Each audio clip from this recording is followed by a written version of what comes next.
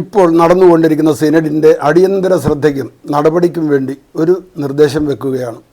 വിമതരുടെ ധിക്കാരവും അനുസരണക്കേടും കൂരിയയുടെ പിടിവാശിയും മൂലം വർഷങ്ങളായി അടഞ്ഞുകിടക്കുന്ന Ernakulam saint Mary's cathedral basilica ഉൾപ്പെടെ 1/2 ഡസൻ പള്ളികൾ താൽക്കാലികമായിട്ടെങ്കിലും ഓഡിറ്റോറിയം, നാടകശാല, theatre, bar, hotel, super market എന്നിവയാക്കി മാറ്റിയെടുക്കണം. വിശ്വാസികൾ വിയർപ്പൊഴുക്കി പണിതെടുത്ത ആരാധനാ മന്ദിരങ്ങൾ പാമ്പ്, പഴുതാര, പന്നിയലി എന്നിവയുടെ ആവാസ കേന്ദ്രങ്ങളായി നശിക്കുന്നതിനേക്കാൾ നല്ലത് 10 കാശ് കിട്ടുന്നതല്ലേ. അതാണല്ലോ നമ്മുടെ സഭയുടെ ആധുനിക സാമ്പത്തിക നയവും. ഒരു കുടുംബക്കല്ലറയ്ക്ക് പോലും 5-10 ലക്ഷം വിലപേശി മേടിക്കുന്ന സഭയിൽ ഇത്രയും വലിയ പള്ളിമന്ദിരങ്ങൾ അടഞ്ഞുകിടക്കുന്നത് വലിയൊരു നഷ്ടമല്ലേ. പല കാലത്ത് പല നാടുകളിൽ പള്ളിക്കുള്ളിൽ വെടിവെപ്പും വെട്ടിക്കൊലയും ബോംബാക്രമണവും ഒക്കെ നടന്നിട്ടുണ്ട്. കുറച്ച് വർഷങ്ങൾക്ക് മുൻപ് അയർലൻഡിൽ കുർബാന ചൊല്ലിക്കൊണ്ടിരിക്കുമ്പോൾ ഒരു വൈദികൻ അൾത്താരയിൽ വെച്ച് കൊല്ലപ്പെട്ടു. 2019 ഈസ്റ്റർ ദിനത്തിൽ ശ്രീലങ്കയിൽ 3 പള്ളികളിൽ ഒരേ സമയം തീവ്രവാദികൾ ബോംബ് സ്ഫോടനം നടത്തി 300ഓളം നിരപരാധികളെ കൊന്നു. ഇതൊക്കെ കേൾക്കുമ്പോൾ അയ്യോ എന്ന് നമ്മുടെ ചങ്ക് കിടുങ്ങിയിട്ടുണ്ട്. നെഞ്ചിൻകൂട്ടിൽ നിന്ന് ഒരാന്തൽ ഉയർന്നിട്ടുണ്ട്. ആ ക്രൂരതകളൊക്കെ മനുഷ്യജീവനും മാനവികതയ്ക്കുമെതിരെയുള്ള കൊടും കുറ്റകൃത്യങ്ങളായിരുന്നു. എന്നാൽ ഈ ഭീകരതകളെല്ലാം കടത്തിവെട്ടി എറണാകുളത്തെ പുരോഹിത പ്രമാണികൾ, അതും ക്രിസ്മസ് തലേന്ന് 33 വൈദിക വേഷങ്ങൾ സീറോ മലബാർ സഭയുടെ ആസ്ഥാനമായ എറണാകുളം സെൻറ് മേരീസ് ബസിലിക്കായിൽ തീവ്രവാദികളെപ്പോലെ ഇരച്ചു കയറി 18 മണിക്കൂർ കുർബാന ചൊല്ലി. കുർബാന എന്ന വാക്ക് ഞാൻ ഉപയോഗിച്ചു എന്ന് മാത്രമേ ഉള്ളൂ. അത് കുർബാനയല്ല. ക്രിസ്തുവിനും സഭയ്ക്കും വിശ്വാസികൾക്കും അന്നുവരെ പഠിച്ചിട്ടുള്ള എല്ലാ സഭാ പ്രബോധനങ്ങൾക്കും നേരെയുള്ള 18 മണിക്കൂർ നോൺ സ്റ്റോപ്പ് വെടിവെപ്പായിരുന്നു അത്. കർത്താവിൻ്റെ മുന്തിരിത്തോട്ടത്തിൽ കൃഷി ഇറക്കാനും 100 മേനി വിളവ് കൊയ്യാനും പ്രതിജ്ഞയെടുത്ത് വന്ന വൈദികരാണത് ചെയ്തത് എന്ന് വരുമ്പോൾ അതിൻ്റെ ഗൗരവം വളരെ കൂടുകയാണ്. തീവ്രവാദികൾ കൊന്നൊടുക്കിയത് നിസ്സഹായരായ മനുഷ്യരെയാണെങ്കിൽ എറണാകുളം പുരോഹിതർ തകർത്തെറിഞ്ഞത് ക്രിസ്ത്യാനികളുടെ പരമോന്നത ആരാധനയായ പരിശുദ്ധ കുർബാനയെയാണ്. ക്രൂശിച്ചത് രക്ഷകനായ യേശുവിനെയാണ്. അവഹേളിച്ചത് സഭയെയും സത്യവിശ്വാസികളെയുമാണ്. അവരിന്നും അത് തുടരുകയാണ്. ക്രിസ്തുമസ് ദിവസം സഭയുടെ ആസ്ഥാന ദേവാലയം കുർബാനയില്ലാതെ പൂട്ടിക്കിടന്നതിന് സമാനമായി മറ്റൊരു സംഭവമില്ല കത്തോലിക്ക സഭയുടെ ചരിത്രത്തിൽ. അതും പോലീസ് കാവലിൽ. ഉണ്ണീശോ ഇല്ലാതെ എന്ത് പുൽക്കൂട്. കുർബാനയും ക്രിസ്തുമസും ഈസ്റ്ററും ഒരുമയും ഐക്യവുമില്ലാതെ എന്ത് കത്തീഡ്രൽ. ഈശ്വര പ്രതിഷ്ഠയില്ലാതെ എന്ത് ശ്രീകോവിൽ. ഇങ്ങനെയൊരു ദുരവസ്ഥ ഒരു കാലത്തും സഭയിലുണ്ടായിട്ടില്ല. മനുഷ്യഹൃദയത്തിൽ പിറക്കാത്ത ഉണ്ണിയെ വെറുമൊരു പുൽക്കൂട്ടിൽ കിടത്തി ചടങ്ങാക്കി വെറുതെ ആഘോഷിക്കണ്ട, ആക്ഷേപിക്കണ്ട എന്ന് ദൈവം നിശ്ചയിച്ചിരുന്നു എന്നല്ലേ ഇതിനർത്ഥം. ക്രിസ്മസ് തലേന്ന് കുർബാനയ്ക്കിടെയുണ്ടായ കൂട്ടത്തല്ലും അക്രമങ്ങളുമായിരുന്നു ക്രിസ്മസ് ദിവസം ബസിലിക്ക അടഞ്ഞു കിടക്കാൻ കാരണം. ആ അടി എങ്ങനെ ഉണ്ടായി? ഏറെക്കാലമായി പുകഞ്ഞുകൊണ്ടിരുന്ന ഒരു കൽക്കരി കഷ്ണത്തിന് തീ ആളിയതുകൊണ്ട്. ഏകീകൃത കുർബാന എന്ന സിനഡ് തീരുമാനമാണ് ഇവിടുത്തെ ആ കരിക്കഷ്ണം. 2 പതിറ്റാണ്ടായി പുകഞ്ഞു നീറുകയായിരുന്ന ആ കരിക്കട്ടയിൽ തീയാളിയത് ബിഷപ്പ് ആൻഡ്രൂസ് താഴത്ത് രൂപതയുടെ ചുമതലയേറ്റതോടെയാണ്. വന്നപ്പോൾ മുതൽ അദ്ദേഹത്തെ നേരിട്ടും അല്ലാതെയും വളഞ്ഞാക്രമിച്ചു കൊണ്ടിരുന്നു വൈദികരും അവരുടെ കുറേ ശിങ്കിടി ഗുണ്ടകളും. വീഡിയോകളിലും ചിത്രങ്ങളിലും കണ്ടതിനേക്കാൾ ഭീകരവും ഗുരുതരവുമായിരുന്നു അവിടുത്തെ താണ്ഡവം.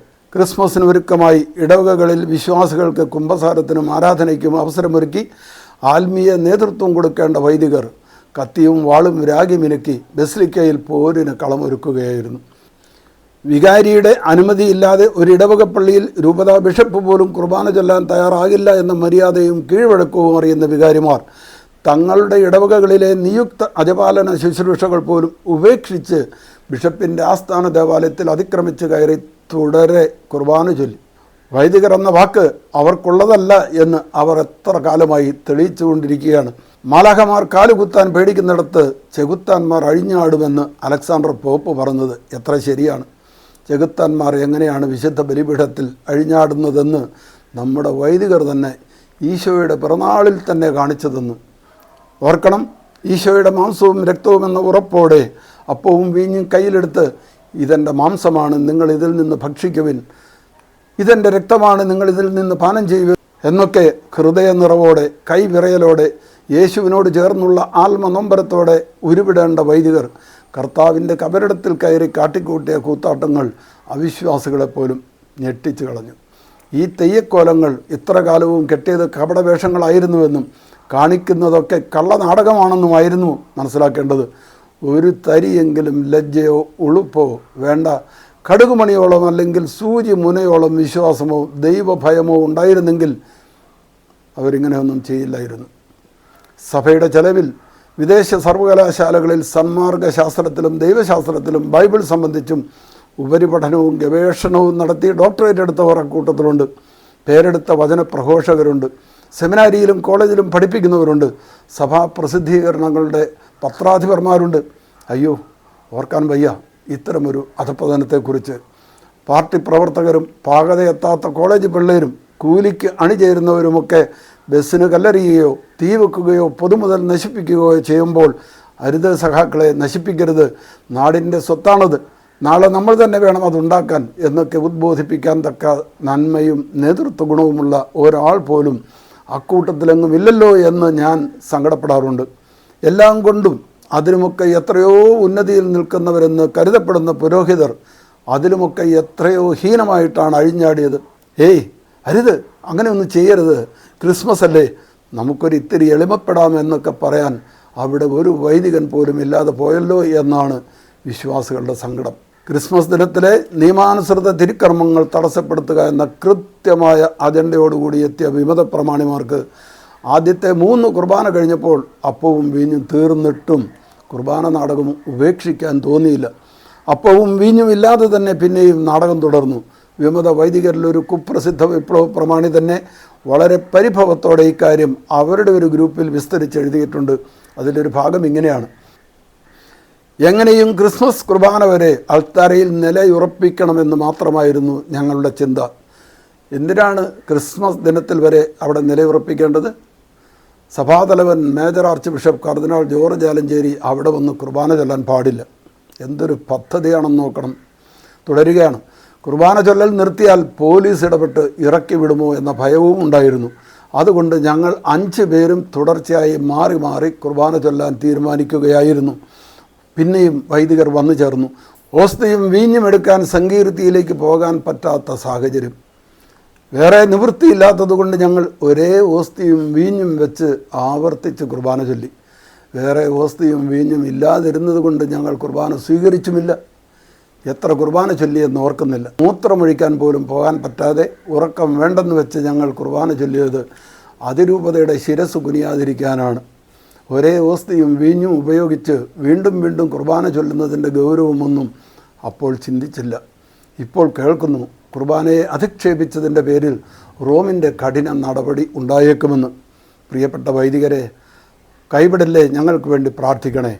പേര് വെച്ചുള്ള കുറിപ്പാണെങ്കിലും പല വിഷയങ്ങളിലും കുപ്രസിദ്ധനായ ആ പേരുകാരൻ ഇതുവരെ അത് നിഷേധിച്ചിട്ടില്ലെങ്കിലും ഇതിൻ്റെ ആധികാരികതയെക്കുറിച്ച് ഉറപ്പില്ലാത്തതുകൊണ്ട് പേരും മറ്റും ഇപ്പോൾ വെളിപ്പെടുത്താൻ കഴിയുന്നില്ല. വൈദികരെ, പിന്നെയും തുടരെ തുടരെ നിങ്ങൾ എത്രയോ സഭാവിരുദ്ധ പ്രവൃത്തികൾ ചെയ്തു. എപ്പോഴെങ്കിലും ആത്മശോധന നടത്തുമെങ്കിൽ ഏത് നിയമം കൊണ്ടാണ് നിങ്ങൾ സ്വയം ന്യായീകരിക്കുക? ആത്മശോധന ചെയ്യാൻ വിശ്വാസികളോട് ദിവസവും ആഹ്വാനം ചെയ്യുന്ന നിങ്ങൾ, കുമ്പസാരിപ്പിക്കുന്ന നിങ്ങൾ, അനുതപിക്കുവിൻ, അനുരഞ്ജനപ്പെടുവിൻ എന്നൊക്കെ തുടരെ ഘോഷിക്കുന്ന നിങ്ങൾ, ചുറ്റുമുള്ളവരോടും കുടുംബാംഗങ്ങളോടും അല്പം വിട്ടുവീഴ്ച ചെയ്യുവിൻ, ക്ഷമിക്കുവിൻ എന്നൊക്കെ ഉപദേശിക്കുന്ന നിങ്ങൾ, ഈ കാര്യങ്ങളൊക്കെ നിങ്ങളോട് തന്നെ ചെയ്തിട്ട് ഇനി അൾത്താരയിൽ കയറാവൂ. അല്ല, ഇനി നിങ്ങൾ അൾത്താരയിൽ കയറരുത്. അതിനി നിങ്ങൾക്ക് കയറാനുള്ള ഇടമല്ല. നിങ്ങൾ ഇതുവരെ ഇരുന്ന് സുഖിച്ചിട്ടുള്ള ഇടങ്ങളിലെയും ഇടവകകളിലെയും ഏറ്റവും പാമരന്മാരെന്ന് നിങ്ങൾ കരുതിയ ആളുകളുടെ അടുത്ത് ചെന്ന് നിങ്ങൾ അവർക്ക് കീഴ്പ്പെടണം. മേൽപ്പറഞ്ഞ സദ്ഗുണങ്ങളെപ്പറ്റിയും സദാചാരത്തെപ്പറ്റിയും കുർബാനയെപ്പറ്റിയും ക്രിസ്തുവിനെപ്പറ്റിയും ക്രിസ്തീയ വിശ്വാസത്തെപ്പറ്റിയും അവർ നിങ്ങൾക്ക് നല്ല ഒന്നാന്തരം പാഠങ്ങൾ പഠിപ്പിച്ചു തരും. പണ്ഡിതരേക്കാൾ മനോഹരമായി പറഞ്ഞു തരും. ലജ്ജിക്കണ്ട. മെച്ചപ്പെടാൻ ആഗ്രഹിക്കുന്നെങ്കിൽ നിങ്ങളതിന് ഇപ്പോൾ തന്നെ തയ്യാറാകണം. മഹാഭൂരിപക്ഷം വരുന്ന സത്യവിശ്വാസികൾ എത്ര പുച്ഛത്തോടെയും അവജ്ഞയോടെയുമാണ് ഇപ്പോൾ നിങ്ങളെ കാണുന്നതെന്ന് അറിഞ്ഞാൽ ആത്മാഭിമാനമുള്ളവരാണെങ്കിൽ നിങ്ങൾ വല്ല കടുങ്കയ്യും ചെയ്തു പോകും. അത് ചെയ്യരുത്. നിങ്ങൾ തിരിച്ചു വരണം. നിങ്ങളുടെ മുന്നിൽ കർത്താവ് അങ്ങനെ തോൽക്കില്ല എന്ന് നല്ല വിശ്വാസികൾക്ക് ഉറപ്പുണ്ട്. നിങ്ങളിൽ ആവസിച്ചിരിക്കുന്ന പിശാചുക്കളെ ഉച്ചാടനം ചെയ്ത് ഓടിച്ചു കയറ്റാൻ പറ്റിയ വലിയ പന്നിക്കൂട്ടം എവിടെയുണ്ട് എന്നാവും കർത്താവ് ഇപ്പോൾ അന്വേഷിക്കുന്നത്. കർത്താവ് അത് ചെയ്യാൻ കാത്തു നിൽക്കാതെ തെറ്റിദ്ധരുത്തുന്നത് എത്ര വൈകിയാണെങ്കിലും നല്ലത് തന്നെയാണ്. അത് പ്രവർത്തിച്ച് കാണിക്കാൻ ഇതാണ് പറ്റിയ സമയം.